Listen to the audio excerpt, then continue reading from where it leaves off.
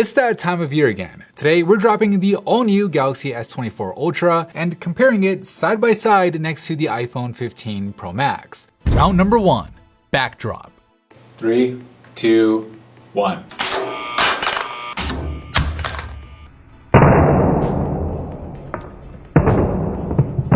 After that backdrop, the phones still remain fully functional, but oh man, both of them completely shatter on the back. I was really hoping that the new Gorilla armor on the Galaxy S24 Ultra would make a difference this year, but the glass actually looks worse on the Galaxy than it does on the iPhone, with the spiderwebbing going all over the place. That's not to say that the iPhone's glass looks good or anything, it's still shattered and not a result you would ever want on your phone, but with the Galaxy's cameras also getting more chewed up than the iPhone's, it's a clear win for the iPhone in round number 1.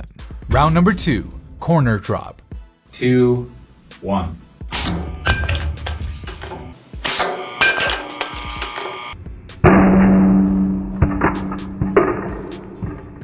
After being dropped straight onto their corners, the phones come away without sustaining too much damage to their titanium frames. The iPhone's frame did make a little spark right as it hit the concrete, which would make you think that it took more damage, but it actually looks really good. The scuffs are barely noticeable even under this direct light, and it's pretty much the same story with the Galaxy. Despite having that sharp corner kind of dig into the concrete, the new titanium frame held up really well, better than I think we've ever seen a Galaxy phone do in the corner drop before. The S Pen did pop out during the impact, but it pops right back in no problem, with both phones still remaining fully functional. However, the iPhone's rear glass is starting to fall apart. You can see that chunk of glass missing right there at that impact corner. So while the iPhone's frame looks better, I'm gonna have to call it a tie in round number 2.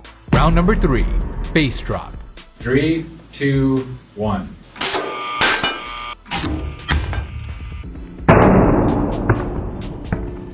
Alright, time for the moment of truth, and whether you call it Gorilla Armor or Ceramic Shield, the glass on both phones shatter. I thought maybe we'd get a different result, especially on the Galaxy, since this is the first year that Samsung went with a flat edge instead of a curved edge, and that curve was always the weak point, but clearly it didn't matter here, with spiderwebbing all over the place. In fact, it went up there to the selfie area, causing the camera to have glare issues, ruining pretty much any selfie that you would take. But even worse, the cracks also went through the area on the fingerprint scanner, causing it to fail as well. On the bright side though, the screen is still technically fully functional, at least in response to the touch, with even the S Pen still working despite the bumpy terrain. The iPhone, on the other hand, while it doesn't look pretty, there is less spiderwebbing overall, with Face ID and the selfie camera remaining fully functional, giving the iPhone the clear win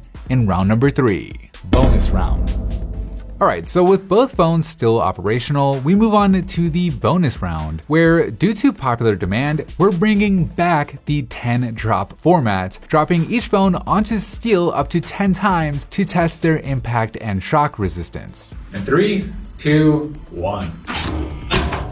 So one bonus drop in, and initially both phones look pretty much the same as before. Maybe a bit more spiderwebbing across the glass with the repeated impact, but nothing major to report on. Now, because we only did one bonus drop last time, this is the point where we stopped testing the iPhone a few months ago. But with us now deciding to do more bonus drops this time around, we turned this iPhone back on and discovered something interesting in that the display now has this little blacked out area in the corner, which wasn't there before, which is kind of strange since we didn't touch the phone at all during this time, so it's something that we'll have to keep an eye on as we do the new drops.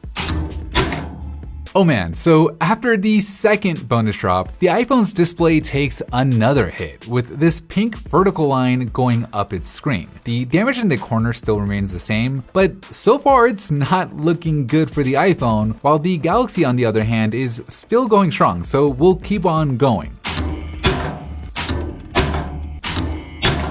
At the halfway point here, both phones look terrible, but there's nothing really new to report on, with them both remaining operational.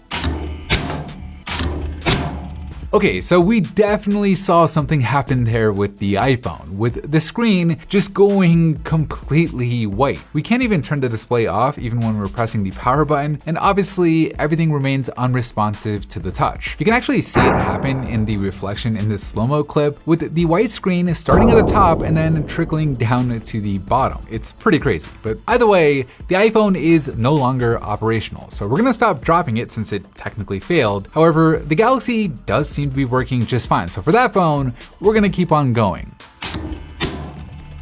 Oh no, just one drop later, the Galaxy suffers its own set of problems. There's now damage to the actual panel, with this white strip going across the bottom of the screen and a bunch of these yellow strips going across the rest of the display. Now, it's not as bad as it is on the iPhone since the phone still is responding to the touch, and the acid test is it can still make an emergency call. So despite the damage, we're gonna keep on going. 10 brutal bonus drops in. While the phone looks terrible, the Galaxy still technically works. Like, it doesn't work well, but it is still operational, which is something we can't really say about the iPhone. The iPhone is still just stuck on that white screen, although it did flicker back for a second, revealing a bunch of new vertical lines going up its display, but then it went right back to that white screen, with it being stuck there no matter what we do. We even tried forcing a restart, but it didn't seem to help at all, making it a clear win for the Galaxy in round number 4. So with all 4 rounds in the books, it's time to take a look at the scorecard. We're still going to be looking at each round independently since nobody really drops their phones repeatedly like this, but in the backdrop, the iPhone shattered and scuffed less overall. In the corner drop, the mixed result led to a tie. In the face drop, the iPhone remained fully functional while the Galaxy's fingerprint scanner failed. And then in the bonus round, the iPhone failed completely, which makes this a close one, but overall, it's a win for the Galaxy in this drop test.